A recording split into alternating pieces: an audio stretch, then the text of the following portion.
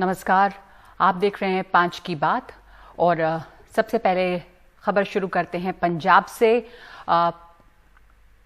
पंजाब में लगातार ये चर्चा बनी हुई है कि किस तरह से यहाँ की राजनीति में सुलह हो पाएगी। लेकिन इससे पहले देखते हैं इस वक्त की हेडलाइंस। पंजाब कांग्रेस में जारी कलह के बीच चुनावों से पहले मंत्रिमंडल और संगठन में फेरबदल की तैयारी है। साथ ही प्रदेश कांग्रेस अध्यक्ष सुनील जाखड़ की जगह नया अध्यक्ष लाने की भी बात चल रही है। प्रदेश अध्यक्ष पद के लिए नवजोत सिंह सिद्धू का नाम आगे चल रहा है, क्योंकि सिद्धू यहां दिल्ली आकर कल ही उन्होंने प्रियंका गांधी से मुलाकात की है और उसके बाद राहुल गांधी से भी उनकी मीटिंग हुई है। लेकिन कैप्टन अमरिंदर सिंह का कहना है कि प्रदेश कांग्रेस अध्यक्ष कोई हिंदू होना चाहिए और इसके लिए उन्होंने आलाकमान के सामने विजय सिंगला का नाम आगे किया है। ये कल मुलाकात के बाद सिद्धू ने तस्वीर ट्वीट की थी प्रियंका गांधी से मिलने के बाद, और उसके बाद राहुल गांधी से उनकी मीटिंग हुई जहां प्रियंका गांधी भी मौजूद थी। कैप्टन अमरिंदर सिंह और सिद्धू के बीच में लगातार अनबन चल रही है और ये जो है कांग्रेस आलाकमान के लिए एक सरदर्द बनी हुई है, जिसको सुलझाने की कोशिश इस वक्त चल रही है। हमारे साथ जुड़ रहे हैं मनोरंजन भारती इस पर ब्रेकिंग न्यूज के साथ, क्योंकि ये शायद खबर आ रही है बाबा कि सुलह करवाने के जो कवायद है वो तेज हुई है और सिद्धू को भी वहां पे अकोमोडेट किया जाएगा। तो क्या खबर आ रही है? देखिए, जो खबर आ रही है वो सबसे बड़ी खबर है कि चुनाव जो है वो कैप्टन अमरिंदर सिंह के नेतृत्व में ही लड़ा जाएगा।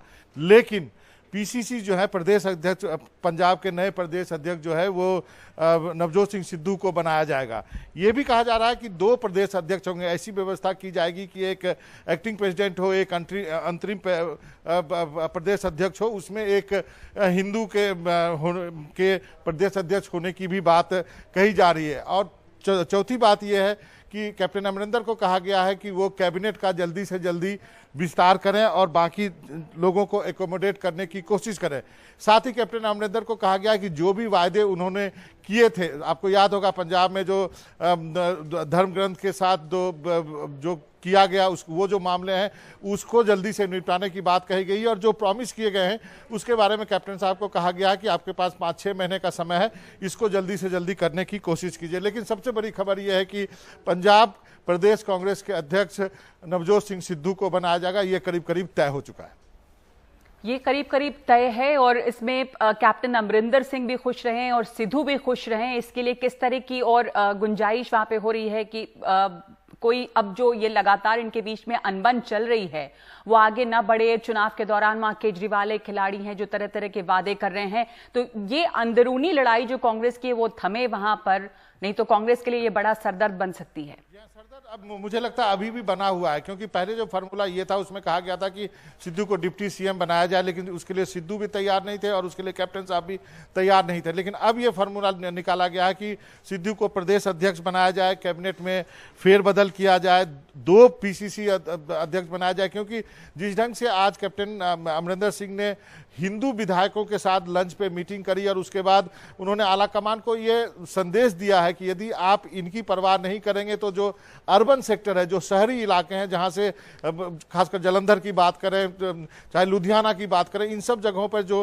हिंदू विधायक चुन के आते हैं, आप इसको इग्नोर नहीं कर सकते हैं। ये काफ़ी बड़ा वोट बैंक है, इसलिए शहरी मतदाताओं को लुभाने के लिए आपको एक हिंदू को कहीं ना कहीं पूरे सेटअप में फिट करना होगा। इसलिए यही हमें कांग्रेस के सूत्र बता रहे हैं कि सिद्धू के साथ साथ एक हिंदू भी जो है प्रदेश अध्यक्ष बनाया जाएगा। 2 प्रदेश अध्यक्ष कैसे बनेंगे इस पर अभी जो है पूरी क्लैरिटी नहीं है, लेकिन ये बात तो तय है कि अब कोई डिप्टी सीएम नहीं होगा, सिद्धू प्रदेश अध्यक्ष होंगे, एक और हिंदू को उसमें एकोमोडेट किया जाएगा और कैप्टन साहब जो है कैबिनेट का में फेरबदल करेंगे। जी, शुक्रिया आपका मनोरंजन। तो ये जो कलह जारी है उस बीच में ये खबर आई है कि चुनावों से पहले मंत्रिमंडल में फेरबदल होगा, संगठन में भी फेरबदल की तैयारी है और इसके अलावा 2 प्रदेश अध्यक्ष वहां पर बन सकते हैं। एक तो सिद्धू का लगभग नाम जो है वो फाइनल है और उसके अलावा एक और प्रदेश अध्यक्ष वहां पर बनाए जाएंगे। तो ये इस समय पंजाब की सियासत में हलचल है।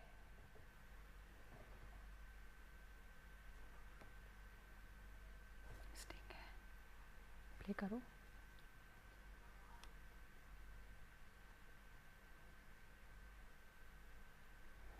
और अब आगे देखते हैं महंगाई की मार। कोरोना काल में पहले ही आर्थिक परेशानियों से जूझ रही जनता पर महंगाई की मार जोरदार पड़ रही है। एलपीजी हो या पेट्रोल डीजल या फिर घर घर में इस्तेमाल होने वाला दूध, लगातार इन चीजों की बढ़ती कीमतों ने आम आदमी की बिल्कुल कमर तोड़ दी है। घरेलू एलपीजी सिलेंडर के लिए अब आपको 25 रुपए ज्यादा देने होंगे। दिल्ली में गैस सब्सिडी वाला एक सिलेंडर 809 रुपए और मुंबई में 835 रुपए 50 पैसे हो गया है। कोलकाता में सबसे महंगा 861 रुपए का गैस सिलेंडर है। अमूल के दूध में प्रति लीटर 2 रुपए की बढ़ोतरी हुई है। पेट्रोल डीजल की बात की जाए तो पिछले 2 महीने में 33 बार इनकी कीमतें बढ़ी हैं। देश के कई शहरों में पेट्रोल और डीजल 100 रुपए प्रति लीटर के पार है।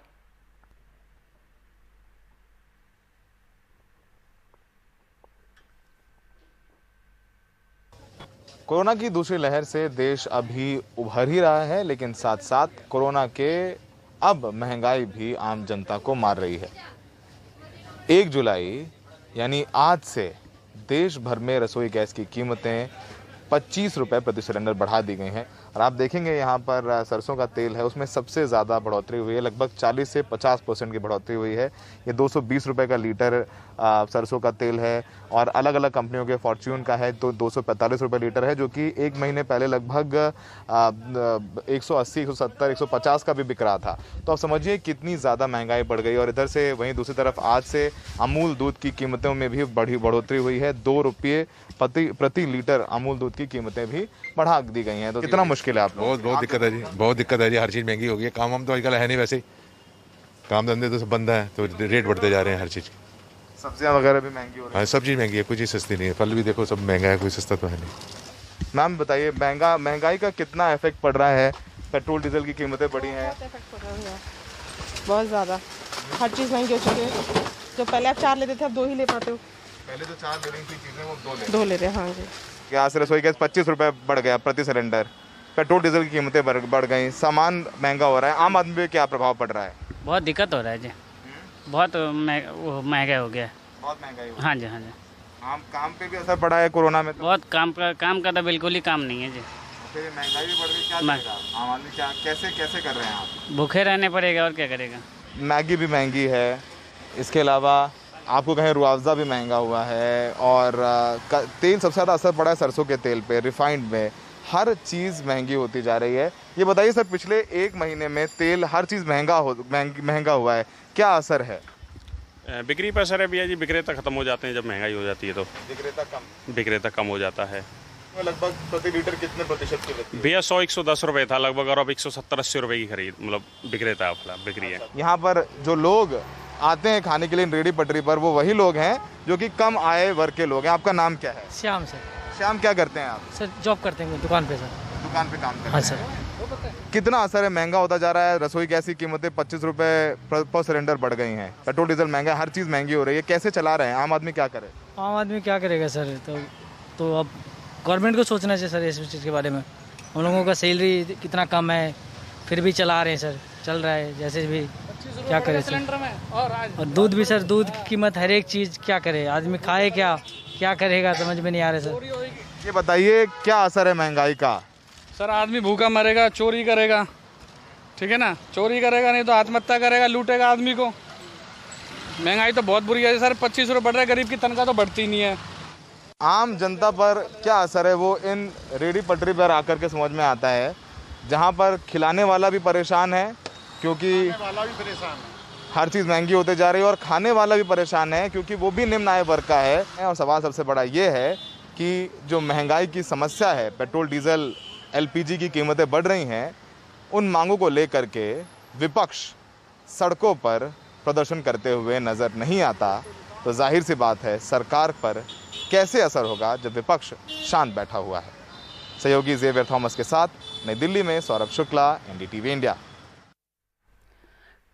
खाने पीने की तमाम चीज़ों की कीमतें बढ़ी और साथ साथ जो बिना सब्सिडी वाला गैस सिलेंडर है उसके दाम बढ़ने से और भी चीज़ों की कीमत बढ़ेगी। और इसके अलावा ज़रूरी दूध, इसकी कीमत भी बढ़ गई है और इससे जो चाय विक्रेता हैं वो भी परेशान हैं। लखनऊ के एक चाय विक्रेता पिंटू कुमार का कहना है कि उनका खर्च बढ़ जाएगा, कमाई कम होगी। उनसे बात की है हमारे संवाददाता आलोक पांडे ने। एसेंशियल कमोडिटीज़ के दाम में और वृद्धि हो रही है। एलपीजी सिलेंडर के दाम में 25 रुपये प्रति सिलेंडर की वृद्धि हुई है। दूध के दामों में 2 रुपये प्रति लीटर का इजाफा हुआ है। ये छोटे व्यवसायियों के लिए और जो रोड पे ठेला लगाते हैं उन जैसे लोगों के लिए बहुत प्रॉब्लमेटिक है, खासकर जो चाय बेच रहे हैं उस तरह के लोगों के लिए। तो ये पिंटू जी के साथ हम हैं, ये रायबरेली से यहाँ चाय बेचते हैं लखनऊ में। इनसे हम बात करके जानना चाहेंगे कि किस तरह की तकलीफ़ें इनको हो रही हैं। पिंटू जी ये बताइए कि आपके सामने अखबार रखा हुआ है, 25 रुपये सिलेंडर का दाम बढ़ गया है, 2-2 रुपये दूध का दाम बढ़ गया है। आपकी ज़िंदगी में इसका क्या फ़र्क पड़ा है पिंटू जी? फर्क क्या पड़ा है सर? अब तो जैसे 25 रुपये बढ़ गया तो 25 रुपये देने ही पड़ेंगे। लेना तो है, धंधा करना है, बगैर लिए धंधा कैसे चलेगा? एक हफ्ते में सिलेंडर खत्म हो जाता है, बढ़ाना पड़ता है सिलेंडर। तो मतलब आप 4 सिलेंडर एक तरह से एक महीने में यूज़ कर रहे हैं? 4 सिलेंडर लग जाता है जी। 25 रुपये हर सिलेंडर बढ़ गया तो 100 रुपये आपका और खर्चा बढ़ गया। 100 रुपये ज़्यादा देना पड़ेगा। और दूध आप कितना यूज़ करते हैं एक दिन में? 12 लीटर दूध लग जाता है डेली। तो एक तरह से 600 रुपये आपका दूध पे भी खर्चा 600 रुपये बढ़ गया महीने का। 600 रुपये देना पड़ेगा, ये भी बढ़ गया। तो ये बताइए पिंटू जी कि चाय का दाम अभी आप क्या रखे हैं इस वक्त? चाय का दाम वही है 6 रुपये पहले वाला। कब पिछली बार कब बढ़ाए थे पिंटू जी, याद है? नहीं, हम तो पिछली बार नहीं बढ़ाए, पहले 5 रुपये बेचते थे, 1 रुपये बढ़ाएँ अभी जल्दी। 1 रुपये बढ़ाएँ। तो आपको लगता है ये जो दाम बढ़ रहे हैं जैसे रसोई गैस के या दूध के, आपके जो 1 रुपया अपना दाम बढ़ाया है उससे आप अपने भरपाई कर पाइएगा या नहीं कर पाइएगा? भरपाई नहीं हो पा रही है, लेकिन अब बढ़ाने के लिए सोच रहे हैं, बढ़ाएंगे अब थोड़ा सा। अभी इंतजार कर रहे हैं, थोड़ा सा बढ़ा देंगे फिर। पता आने पर है, पता तो नहीं आ रहा है। जी जी, तो बढ़ाएंगे धीरे धीरे। ये बताइए पिंटू जी कि अभी आप ये अपना स्टॉल कितने दिन बाद खोल पाए, और जब लॉकडाउन था या फिर जब आप नहीं खोल पा रहे थे तब आपका घर कैसे चला? अब घर सर ऐसे कर रहा, घर का जब परिवार जो बचा रखे था वही हमने बैठ के खाए हैं। घर पे बैठे जब खुला है तो दुकान खोले हैं फिर। उसके बाद मार्केट नहीं चल रही है। बिल्कुल, धंधा जैसे चल रहा है आधे पे चल रहा है। पहले 12 लीटर बेचते थे, अब 6 लीटर बेच रहे हैं। ऐसे ही है। सही बात। I also want to go across to this gentleman here who has been waiting for his cup of tea. भैया आपका नाम क्या है? चंद्रदेव गुप्ता। आप क्या करते हैं भैया? गुमटी चलाते हैं? पान दुकान चलाते हैं। पान की दुकान चलाते हैं। ये बताइए कि ये जो चीज़ों के दाम बढ़ रहे हैं, चाहे गैस के, चाहे दूध के, चाहे तेल के बढ़े, इस सब के आपके जीवन में क्या फ़र्क आया? थोड़ा बहुत तो फर्क तो पड़ेगा ही, ऊपर से दुकानदारी भी कम ही चल रहा है। पहले के हिसाब से मैंने 50-60% चल रहा है। तो इन लोगों का यही कहना है कि जो ये दामों में वृद्धि हो रही है इससे इनके जीवन और थोड़ा मुश्किल कठिन ही होगा। तो ये कोशिश ज़रूर होनी चाहिए सबकी कि दामों में थोड़ी सी कमी आ पाए। तो सब के लिए, चाहे हमारे आपके लिए हो, चाहे पिंटू और इनके जैसे लोगों के लिए हो, सबके लिए थोड़ी आसानी होगी। कैमरा पर्सन राजेश गुप्ता के साथ आलोक पांडे, NDTV इंडिया। तो लगभग 1.5 साल से जो कोरोना संकट चल रहा है उसकी वजह से पहले ही बहुत सारे लोग और बहुत सारे क्षेत्र आर्थिक तंगी झेल रहे हैं। लोगों पर महंगाई की मार तो पड़ी ही है, साथ साथ आमदनी कम हुई है और रसोई गैस महंगी जो हो गई है, इसके साथ ही जो सब्सिडी खाते में आती थी वो भी बंद है। इसका असर खास करके मध्यम वर्ग पर काफी पड़ा है। एलपीजी और जो फ्यूल प्राइस के दाम बढ़ रहे हैं, जो फ्यूल प्राइसेस, ईंधन के प्राइस बढ़ रहे हैं और जो एलपीजी के प्राइस बढ़ रहे हैं, सबसे ज़्यादा मार पड़ रही है जो मध्यम वर्ग के लोग हैं। जैसे कि ये छोटा सा ठेला जो जयपुर के एक कॉलोनी के जो शॉपिंग एरिया है वहाँ पे ये चलाते हैं। अब मेरे साथ हैं ये भैया आपका नाम बताइए। मेरा नाम प्रेम सागर है जी। प्रेम सागर जी, ये बताइए कि अभी जैसे एलपीजी के दाम बढ़े हैं तो आप तो कमर्शियल सिलेंडर यूज़ करते हैं, लेकिन कमर्शियल और घरेलू दोनों के दाम बढ़ने से क्या फ़र्क पड़ रहा है आपके धंधे पे? मेरे धंधे पे बहुत ज़्यादा फर्क पड़ गया इस चीज़ से। एक दिन का दिन तय, रोज़ का काम है हमारा डेली का। पहले भी कमाई नहीं थी, अब कमाई नहीं है। पहले लॉकडाउन से, कोविड की वजह से पहले ही परेशान थे हम, अब और ज़्यादा परेशान हो गए महंगाई के चक्कर में। और इस एलपीजी से तो बहुत ज़्यादा परेशान हो गए। सब्सिडी भी नहीं आती आजकल, पहले सब्सिडी भी आती थी, अब सब्सिडी खत्म हो गई। पता नहीं गवर्नमेंट क्या करके छोड़ेगी हमारे बारे में। हमारे घर में हम 5 लोग हैं और अब सब्सिडी बंद कर दी कोविड के चक्कर में। अब बिल्कुल नहीं आ रही, पहले तो आती थी, अब बिल्कुल नहीं आती। अब कोविड के चक्कर में बंद की गई तो और ज़्यादा महंगा पड़ गया। पहले हमें 300-400 को मिलता था, आज वही सिलेंडर हमें 800-850 रुपये खरीदना पड़ रहा है। दुकान हमारी सब बंद कर दी गई, तो कोविड में कहाँ से कमाई होगी हम लोगों की? जेब से खाया हमने, इधर उधर करके खाया पैसा, अब कहाँ से लाएं? इतनी महंगाई। और अब 2 महीने बाद खोला है इन लोगों ने, पहले ही बंद कर दिया और अब भी बंद कर रहे हैं। आगे भी कोई पता नहीं बंद कर सकते हैं, गवर्नमेंट का कोई भरोसा नहीं है। भैया जो एलपीजी के दाम बढ़ रहे हैं उस पे आम आदमी पे क्या फर्क पड़ रहा है? काफी फर्क पड़ रहा है मैम, बहुत फर्क पड़ रहा है। शायद गरीब आदमी जी नहीं सकता। भैया आप बताइए क्या फ़र्क पड़ा है आम आदमी के जेब पे? काफ़ी फ़र्क पड़ गया, बहुत महंगाई बढ़ गई है और जो घरेलू गैस आता था उसकी सब्सिडी बैंक में आती थी वो भी नहीं मिलती है। हम मजदूरी जाते हैं तो मिलती नहीं है, फिर घर पर जाते हैं, खाने पीने के भी दुख पा रहे हैं। और घरेलू गैस के दाम बढ़ने से बहुत फर्क पड़ रहा है साहब। हम कहते पेट भरना मुश्किल हो रहा है मेरा तो। जो जैसे अगर हम देखते हैं कि अगर 50 या 25 रुपए का इंक्रीज होता है कि जो आदमी 100, 200, 300 रुपए ही कमा पाता है दिन के, उसके जो प्रॉफिट मार्जिन है उसके मुनाफे पे सबसे ज़्यादा असर पड़ता है। जयपुर से हर्षा कुमारी सिंह, एनडीटीवी इंडिया। महंगाई और पेट्रोल डीजल की बढ़ती कीमतों के विरोध में बुधवार को जन अधिकार पार्टी के कार्यकर्ताओं ने बिहार के पूर्णिया में प्रदर्शन किया है। इस दौरान जन अधिकार पार्टी के कार्यकर्ताओं ने बैलगाड़ी और घोड़ा गाड़ी के साथ जुलूस निकाला। पार्टी के नेताओं का कहना था कि सरकार की गलत नीतियों के कारण पेट्रोल की कीमतें 100 रुपए के पार हो गई हैं और आम लोगों का जीना मुश्किल है।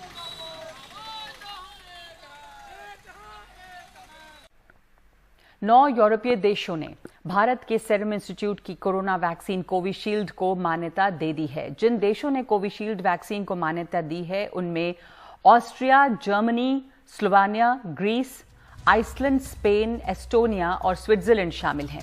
इससे पहले भारत ने यूरोप से आने वालों को क्वारंटीन करने की चेतावनी दी थी, जिसके बाद यूरोपियन यूनियन ने भारत के कोविशील्ड को मान्यता दी।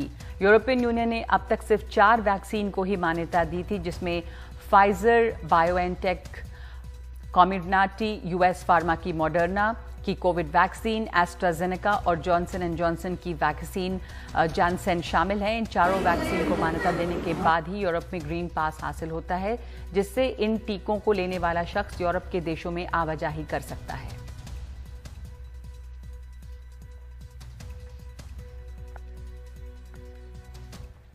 संयुक्त जिला अस्पताल में एक तरफ वैक्सीन के लिए लोग घंटों कतार में लगे हैं और दूसरी तरफ सांसद वीके सिंह और उत्तर प्रदेश के स्वास्थ्य राज्य मंत्री कहते हैं कि वैक्सीन की कमी 1-2 दिन की बात है। हैरानी की बात यह है कि मंत्री जी का काफिला उसी जिला अस्पताल से गुजर गया जहां सैकड़ों लोग वैक्सीन के लिए घंटों खड़े हैं। मौके पर लोगों से बात की हमारे संवाददाता रवीश रंजन शुक्ला ने। मेरे साथ में उत्तर प्रदेश के स्वास्थ्य राज्य मंत्री जी हैं। सर ये बताइए कि वैक्सीन की कमी की भी बात सामने आ रही है, बहुत सारी भीड़ यहाँ पर लगी हुई है, इसको क्या कहना है? 1 करोड़ से ज़्यादा वैक्सीन पिछले महीने लगी हैं और इस बार भी ये लक्ष्य पूरा होने वाला है। इस लक्ष्य को 1 या 2 दिन की कमी के परिप्रेक्ष्य में नहीं देखना चाहिए, पर महीने भर का जो लक्ष्य है वो हम उसको क्रॉस करेंगे, ये निश्चित है।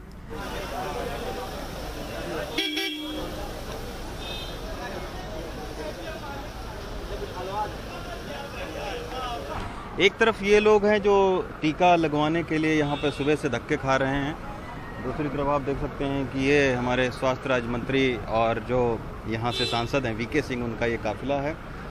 तो अभी हमने सवाल भी किया कि वैक्सीनेशन को लेकर तमाम सारी जो दिक्कतें आ रही हैं उसको लेकर आप क्या कर रहे हैं, तो उनका कहना है कि ये इक्का दुक्का दिनों की बात है, वैक्सीनेशन की कोई कमी नहीं है। इनसे ही पूछते हैं, वैक्सीन की कोई कमी नहीं है क्या? रोज उल्टे जा रहे हैं, आए का जब मैसेज आ गया और वैक्सीन है नहीं। अच्छा, हाँ? हर रोज आप ऐसे ही? कल भी आए, परसों भी आए, वैक्सीन है नहीं तो लगेगी कहाँ से? तो मंत्री जी तो कह रहे हैं कि वैक्सीन की कोई कमी नहीं है, ये केवल 1-2 दिन की बात है। इतनी भीड़ क्यों है फिर इतनी बीमारी में?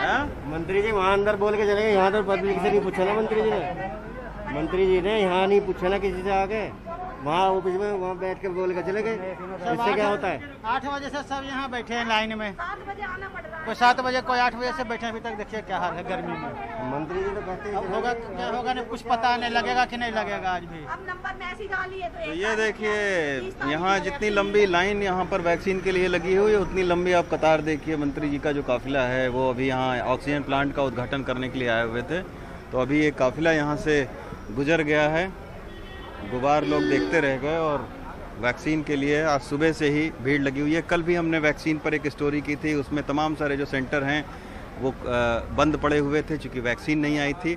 आज भी आप ये देखिए कि स्लॉट लेने के बावजूद तमाम सारी जगहों पर वैक्सीन नहीं लग पा रही है। जो लोग यहाँ पर बुज़ुर्ग, महिलाएं तमाम सारे आए हुए हैं, वो सुबह से यहाँ पर लाइन लगाए हुए हैं। करीब 12:30 बज रहे हैं, लेकिन उसके बावजूद लाइन ख़त्म होने का नाम नहीं ले रही है और इसी तरीके से वैक्सीन के लिए लोगों को दिन भर कड़ी मशक्क़त करनी पड़ रही है।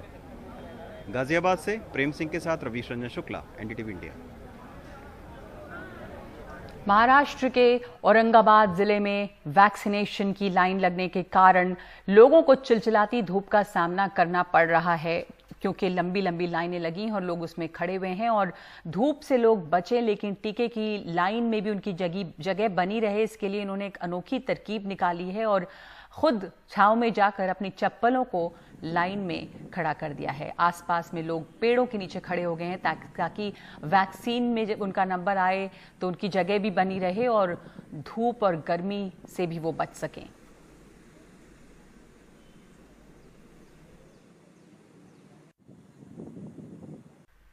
पश्चिम बंगाल के बाद अब महाराष्ट्र में भी राज्यपाल और राज्य सरकार के बीच खींचतान शुरू हो गई है। दरअसल ताजा विवाद कुछ पत्रों को लेकर है।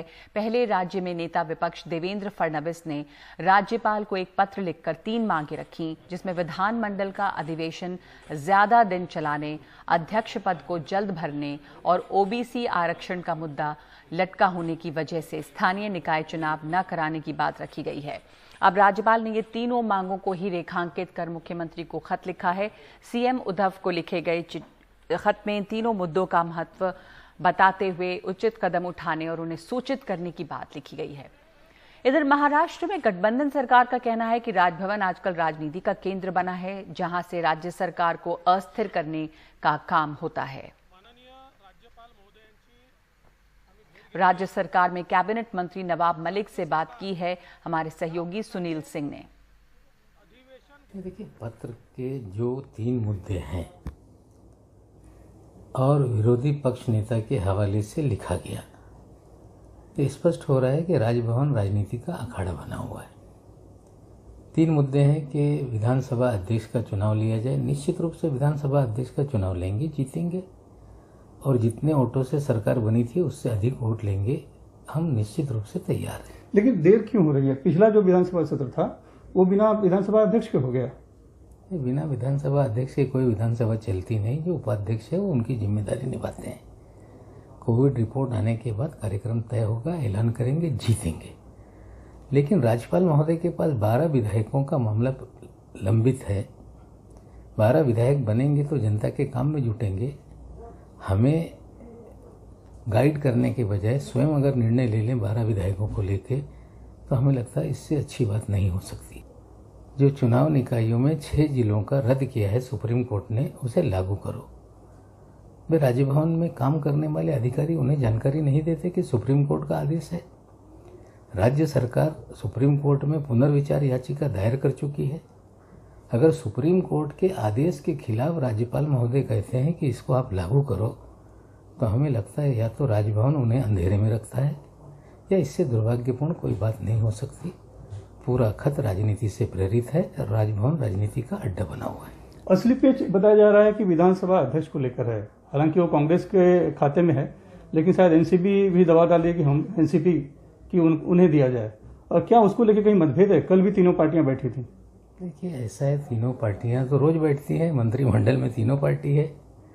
कांग्रेस का कोटा है, कांग्रेस का अध्यक्ष बनेगा, कोई मतभेद नहीं।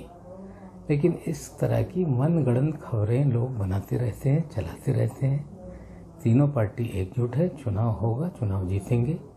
कोविड रिपोर्ट आ जाएगी विधायकों की, कितने पॉजिटिव कितने नेगेटिव हैं, उसके बाद कार्यक्रम निश्चित होगा। गणित किस तरफ है? क्योंकि जब सरकार बन रही थी, गठन हो रहा था, उस समय चूंकि ये बताया गया था कि ओपन चुनाव होगा, इसके लिए बीजेपी पीछे हो गई थी। लेकिन इस बार तो सीक्रेट बैलेट हो सकता है चुनाव में, तो क्या कहीं कुछ खतरा है? नियमों के अनुसार चुनाव होगा, पहले से ज्यादा वोट हासिल करेंगे। हम चाहते हैं कि बीजेपी उम्मीदवार उतारे। धन्यवाद। मुंबई से सुनील सिंह, एनडीटीवी इंडिया के लिए। इसके साथ साथ ही बीजेपी का कहना है कि सरकार अध्यक्ष का चुनाव इसलिए नहीं करा रही क्योंकि तीनों दलों में तालमेल न होने से उसे वोट टूटने का डर है। विधानसभा सत्र एक बार फिर से शुरू होने वाला है मानसून का, लेकिन अभी भी विधानसभा अध्यक्ष को लेकर कोई फैसला नहीं हो पाया है। हमारे साथ हैं बीजेपी के वरिष्ठ नेता आशीष शेलार। सत्र एक बार फिर से शुरू होने जा रहा है मानसून का, लेकिन अभी तक विधानसभा अध्यक्ष को लेकर ही फैसला नहीं हो पाया है। जिस प्रकार से महाराष्ट्र विकास आघाड़ी की सरकार बिना विधानसभा अध्यक्ष के सत्र चलाना चाह रही है, अपने आप में ये बहुत अच्छी प्रक्रिया नहीं है। हमने तो मांग किया कि चुनाव होना चाहिए विधानसभा अध्यक्ष का, लेकिन अभी तक तो कोई कार्यक्रम घोषित नहीं किया गया है। हम राह देख रहे हैं कि कभी कार्यक्रम घोषित होगा। एनसीपी का कहना है कि बीजेपी सिर्फ भ्रम फैला रही है, कुछ भी ऐसा नहीं है, कोई विवाद नहीं है और जल्दी जैसे कोविड का सबका रिपोर्ट आ जाएगा हम विधानसभा अध्यक्ष का चुनाव करेंगे और बीजेपी भी अपना उम्मीदवार खड़ा करे। इसमें भ्रम की कौन सी बात है? लगातार 2-3 से ज़्यादा सत्र चले, जब विधानसभा अध्यक्ष नहीं है, जब 2 से ज़्यादा सत्र में विधानसभा अध्यक्ष अगर नहीं है तो चुनाव होना चाहिए। इसमें भ्रम कौन सा है? भ्रमिष्ठ तो वो लोग हैं कि जिनको लगता है अपने वोट फूटेंगे, और वो फूटने की संभावना तो महाराष्ट्र विकास आघाड़ी के लोगों में है। चुनाव लगा है, दूध का दूध पानी का पानी हो जाएगा, इसमें बड़ी कौन सी बात है? क्या यही वजह है कि लगातार 2-3 दिनों से तीनों पार्टियों में लगातार बैठकें हो रही है? देखिए, खुद में असमंजस का वातावरण है, तब दूसरे पे दोष क्यों लगाना? तीनों दलों में अपने में आप में असमंजस का वातावरण है। कोई सिल्वर ओक की तरफ भागता है, कोई वर्षा में भाग रहा है, कोई मातोश्री की तरफ भाग रहा है, और कांग्रेस को तो लात पड़ रही है। ऐसे स्थिति में अपने आप को वो संभाले। हमको तो राज्य की जनता की चिंता है। राज्य की जनता के हित के निर्णय इनके आपसी झगड़ों के कारण नहीं हो रहे, ये दुर्भाग्य है। मान लेते हैं अगर चुनाव होता है विधानसभा अध्यक्ष को लेकर, तो गणित किस तरफ है? देखिए, आज तो उनको चुनाव घोषित तो करने दीजिए, कार्यक्रम तो घोषित करने दीजिए। हिम्मत है तो चुनाव घोषित करे, फिर भाजपा अपनी रणनीति करेगा। उनका आरोप है कि केंद्रीय एजेंसियों का इस्तेमाल किया जा रहा है सरकार को तोड़ने के लिए। भाई, खुद गुनाह करे और केंद्रीय एजेंसी जांच भी ना करे, ये उल्टा कानून इस देश में तो चलेगा नहीं। धन्यवाद। ये आशीष शेलार जो बता रहे हैं कि सरकार खुद ही भ्रम में है, इसलिए वो बीजेपी पर आरोप लगा रही है। उसके सबसे पहले तो उन्होंने विधानसभा अध्यक्ष नाम का खुलासा करना चाहिए, उसके बाद बीजेपी अपनी रणनीति तय करेगी। मुंबई से सुनील सिंह, NDTV इंडिया। दिल्ली से सटे साइबर सिटी गुरुग्राम में बेखौफ बदमाशों ने सरेआम फिल्मी स्टाइल में कैमरे में कैद हुए हैं उनकी हरकत बुधवार की शाम करीब 8:30 बजे मानेसर इलाके में शराब के ठेके पर बदमाशों ने ताबड़तोड़ गोलियां चलाईं, जो वहां सीसीटीवी कैमरे में कैद हुई। शराब व्यापारी के घर पर भी 4 दिन पहले फायरिंग हुई और हमला किया गया, जिसमें पुलिस ने पहले 3 लोगों को गिरफ्तार किया है। ये मानेसर में हुए इस शूट आउट की तस्वीर है जो सीसीटीवी कैमरे में कैद हुई है।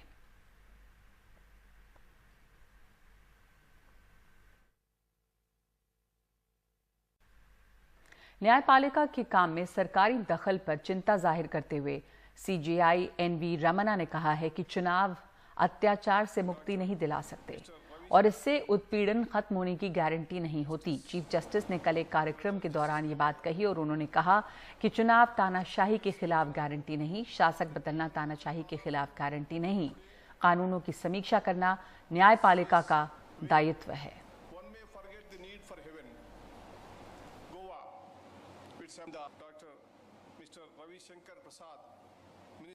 It has always been well recognized that the mere right to change the ruler once every few years by itself need not be a guarantee against tyranny. The idea that people are the ultimate sovereign is also to be found in notion of human dignity and autonomy.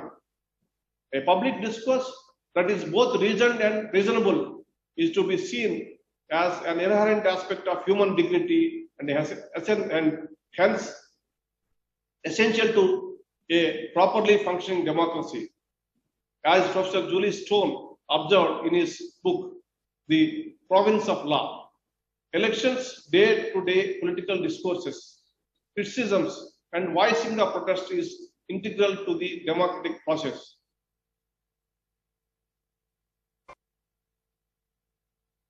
Ramna ने एक समारोह में बहुत बड़ी बातें कही हैं और बताया कि किस तरीके से न्यायपालिका का जो काम है वो कानून के शासन को बनाए रखना है और उसका प्राथमिक जो काम संविधान ने उसको सौंपा है वो ये है कि वो जो कानून बनाए जाएं, जो संसद कानून बनाए, उनकी न्यायिक समीक्षा करे और ये जो अधिकार संविधान ने न्यायपालिका को सौंपा है उसको संसद भी कम नहीं कर सकती। चीफ जस्टिस ने ये भी बात कही है कि विधायिका या कार्यपालिका न्यायिक कामकाज में न्यायपालिका के दखल नहीं दे सकती है। न्यायपालिका बिल्कुल स्वतंत्र है और वो स्वतंत्रता से अपना काम करती रहेगी। एक लेक्चर के दौरान जिसका शीर्षक था रूल ऑफ लॉ, उसके ऊपर बात करते हुए चीफ जस्टिस ने यह भी कहा है कि जो लोग चुनावी जो प्रक्रिया होती है कुछ सालों में सत्ताधारी दल को बदल देते हैं जनता मतदान के जरिए, तो उसका मतलब ये गारंटी नहीं है कि जो नए निर्वाचित होकर लोग आएंगे वो उत्पीड़न नहीं करेंगे, अत्याचार नहीं करेंगे। उन्होंने उदाहरण भी दिया है कि किस तरीके से पिछले 17 चुनाव में सत्ताधारी दल या जो पार्टियों का गठबंधन था 8 बार उनको जनता ने वोट देकर बदला है, लेकिन इसका कहीं भी ये मतलब नहीं है कि उत्पीड़न कम हो गया हो। साथ ही साथ उन्होंने एक बड़ी टिप्पणी इस पर भी की है कि जो कानून है, वो जो कानून बनाया जाए वो कानून न्याय संगत होना चाहिए, न्याय और समानता उसके अंग होने चाहिए। अगर उसमें मानवीयता और समानता नहीं होगी तो फिर वो कानून जो है वो एक तरीके से असंवैधानिक होगा और उसको कानून के तौर पर मान्यता नहीं दी जा सकती है। उन्होंने अंग्रेजों के ज़माने का उदाहरण भी दिया कि अंग्रेज जो हैं वो कानून के शासन के बजाय कानून से शासन चलाते थे। इसके साथ साथ उन्होंने बहुत बड़ी टिप्पणियां की हैं सोशल मीडिया पर कि न्यायपालिका और जजों को प्रभावित नहीं होना चाहिए जो सोशल मीडिया पर चलता है, और जो ओपिनियन बनाई जाती है, जो विचार बनाए जाते हैं, उसका मतलब कतई ये नहीं होता कि जो धरातल पर असलियत में हकीकत में वैसा ही कुछ है। तो चीफ जस्टिस ने ये एक बड़ी टिप्पणियां की और बताया जिस तरीके से सुप्रीम कोर्ट लगातार अब काम कर रहा है और केंद्र सरकार या सरकारों से जवाब तलब कर रहा है, खासतौर पर कोविड से जुड़े मामले में और जनता से जुड़े मामलों में, तो ये टिप्पणी काफ़ी अहम हो जाती है इस मुद्दे पर। नई दिल्ली से आशीष भार्गव, एनडीटीवी इंडिया। कोविड-19 महामारी के दौरान जो देश में लॉकडाउन हुआ और जो बंदिशें रहीं उससे बच्चों का बहुत नुकसान हुआ है। स्कूल बंद हुए, ऑनलाइन क्लासेस शुरू हुई और इन सब से इसका सबसे बुरा असर इस तरह के बच्चों पे पड़ा है जिनके परिवार के पास मोबाइल तक खरीदने का पैसा नहीं था। जमशेदपुर की तुलसी की कहानी भी कुछ ऐसी ही थी, लेकिन तुलसी ने हिम्मत नहीं हारी और आम बेचना शुरू किया और आम बेचते बेचते किस्मत भी मेहरबान हुई। मदद मिली, लेकिन ये कोई आम मदद नहीं। देखिए ये खास रिपोर्ट।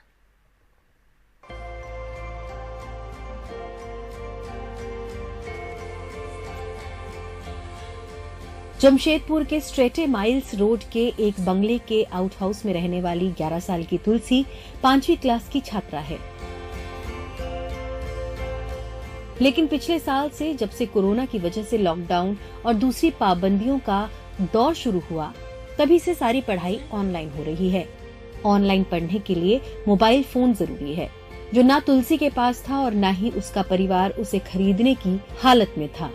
तुलसी पढ़ाई छोड़ना नहीं चाहती थी, इसलिए उसने ठान ली कि मोबाइल खरीदने के लिए मेहनत करेगी और इलाके के बंगलों के पेड़ों से आम चुनकर सड़क के किनारे बेचने लगी। सोशल मीडिया के जरिए उसकी कहानी मुंबई के एक कारोबारी तक पहुंची और उन्होंने तुलसी से 1 दर्जन आम 1,20,000 रुपए में खरीद लिए। पढ़ने का भी दिक्कत था और घर में राशन नहीं था, हम लोग भूखे रह जाते थे, कभी आम बिक्री नहीं होता था, तो इसलिए आम बिक्री करते थे, तो हम लोग चावल उबल ला के खाते थे। लॉकडाउन में वो आम बेचते थे रोड में बैठ के। फिर जो उसको पढ़ाई का जरूरी था वो पढ़ने के लिए, बच्चा तो पढ़ेंगे लिखेंगे, जिद्दी में वो निकल गया हो कि नहीं हम जा रहे आम बेचने बोल के।